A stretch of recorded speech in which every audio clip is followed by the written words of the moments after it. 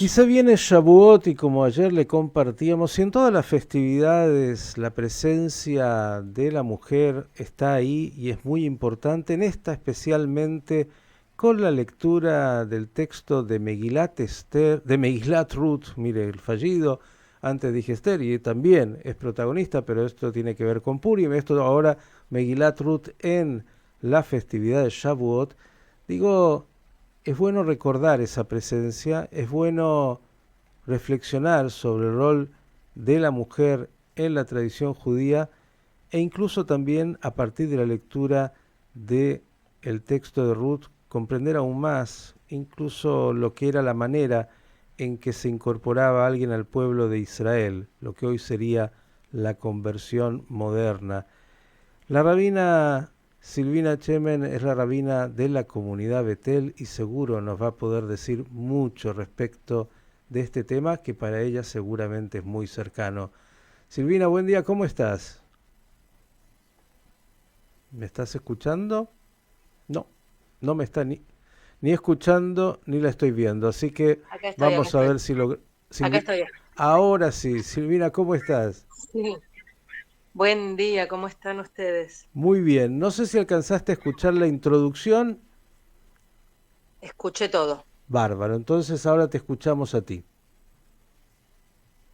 Bueno, Megilat Ruth es una de las Megilotus, uno de los rollos del Tanaj, de la Biblia hebrea, que tiene probablemente más aristas para estudiar, para investigar y para amar también alrededor de la festividad de Shavuot y no solo, alrededor de lo que es nuestra tradición, ¿no? Porque Megilat Ruth tiene un montón de condimentos que tienen que ver con Shavuot, pero que tienen que ver también con el vínculo que tenemos con esta ley que estamos recibiendo en este Haga Shavuot. Eh, porque por un lado, Ruth representa mm, la época de los jueces, en la época de la cosecha del trigo, y entonces por eso se lo liga a Shavuot, porque es la época del año que estamos celebrando. Eh, pero también, bueno, es una ley que se recibió en el Sinaí y leemos una Megila que tiene que ver con una mujer de un pueblo que, de acuerdo con la Torá, estaba absolutamente prohibido que sea parte del pueblo de Israel. Entonces, Ruth es una chica moabita, casada con una persona del pueblo de Israel, queda viuda y decide seguir los pasos de la tradición de su marido, acompañando a su suegra, volviendo a la tierra de Israel. Y como toda viuda en aquel momento, y todo huérfano en aquel momento, y todo extranjero en aquel momento, estaban condenados a deambular por las calles y comer de lo que la Torah dice que hay que dejar para las márgenes de la sociedad, los marginales de la sociedad. Mm. Entonces ella va a espigar las espigas como una mujer viuda, como una mujer mendiga, de acuerdo con las leyes de la tradición de Israel. Ella le dice, no te voy a dejar, donde vos vas yo voy a ir y tu Dios es mi Dios.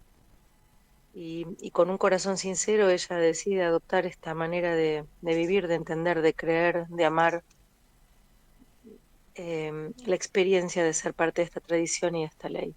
Y me es interesante pensar que esa voz que se escuchó en el Sinaí es una voz que se escuchó para todos. Tan lejano es esto de pensar que es solo para un grupo de personas o un pueblo en particular. Dios es Ejad, uno, y en tanto esa voz eh, se derramó en la tierra para toda la humanidad. Me parece que ese es el mensaje que yo quiero tomar para este Hagashawot sobre Ruth. Cuántas cosas que has dicho y suena un texto revolucionario en términos de la vida judía moderna. Digo, por un lado, Ruth como figura central, dos dijiste del pueblo de Moab, que era un pueblo que había que rechazar, y ahí justamente fueron esos hijos de Israel y se casaron con estas mujeres moabitas, y cómo Ruth se incorpora con esa fidelidad a la tradición de Israel y hablaste de los marginados e incluso pensaba que Ruth, y es bueno que alguno que se olvidó lo recuerde, es la tatarabuela ni más ni menos que del rey David, de quien además de su estirpe saldrá el Mashiach. Esto para algunos que piensan que el judaísmo es algo que tiene que ver con una raza, ¿no? Mira, es tan interesante lo que decís, que era lo segundo que iba a decir, eh, que por eso digo, y no es de ahora esta visión, ¿no? Mira, Henri de Luca es un autor italiano que tiene un libro precioso que se llama Las Santas del Escándalo. Y ahí hay una genealogía de uno de los evangelios, de la genealogía de Jesús, en donde se mencionan 5 mujeres en la genealogía de Jesús, desde Abraham hasta Jesús, ¿está bien? Una de ellas es Tamar, la otra de ellas es Ruth. Y entonces él dice, hasta el Mesías es mestizo. Mira qué lindo lo que está diciendo, porque Tamar, la nuera de Yehudá, de la Torá, del libro de Bereshit, que tampoco era una chica cananea, es la madre de Pérez, que es del linaje del Mashiach.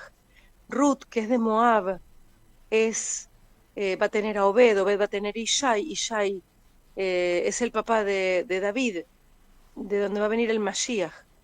Entonces yo digo, qué interesante esta versión del purismo frente a la versión de la diversidad como aspiración de lo mesiánico. La diversidad quiere decir la inclusión, la pluralidad, ¿viste? El abrazo, la comprensión, el estudio de los otros. Qué diferente es a un purismo, no sé si querés genético, cultural, religioso, a esta posición que tenemos, que es en Haga Shavuot. Estamos recibiendo la ley como nación y nos dicen que tenemos que leer a Ruth, que se hace judía, que no nace judía y que de ese vientre que no era originalmente puro genéticamente, cosa que odio decir, van a ser el Mashiach. Me parece súper interesante, es una santa del escándalo, como dice Henri de Luca. Qué importante lo que estás diciendo. Ojalá haya muchos, como dicen, con los oídos abiertos a escuchar. Y hay un aspecto más que obviamente me parece importantísimo. Y estamos hablando con una rabina. Algunos dicen, no existe eso, es una revolución, fuera el judaísmo. No, no, no, no, no, no. Digo, eh, mujeres que tienen ese rol tan importante en el texto y en la festividad, y la mujer como protagonista en estas épocas donde se habla, claro, ¿no?, de el empoderamiento. Imagínate que de las 5 Megilot que tenemos hay 2 que tienen nombre de mujer. Pero no es un empoderamiento forzado, ¿viste? De cupo. Es dejar que la humanidad suceda como tiene que suceder, que es con los roles que tienen que ver no con los cuerpos en los que se nace, sino con los talentos y las vocaciones que se desarrollan.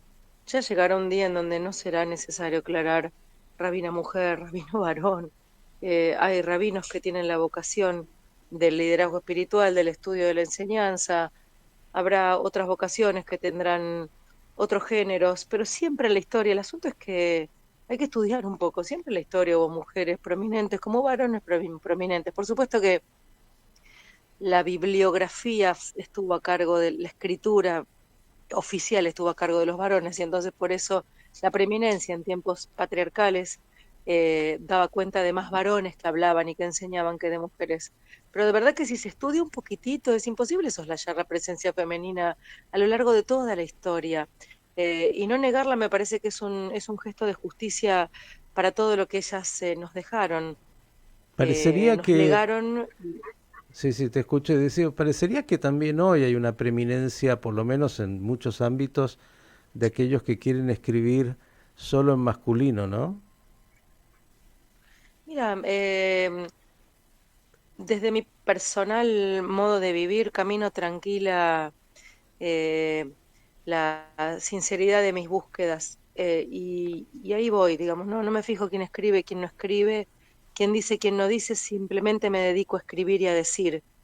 Y así sucede, que tendrá gente que lo leerá y es mucha, y tendrá gente que por ahora no está preparada para eso. Yo creo que la próxima generación es la clave.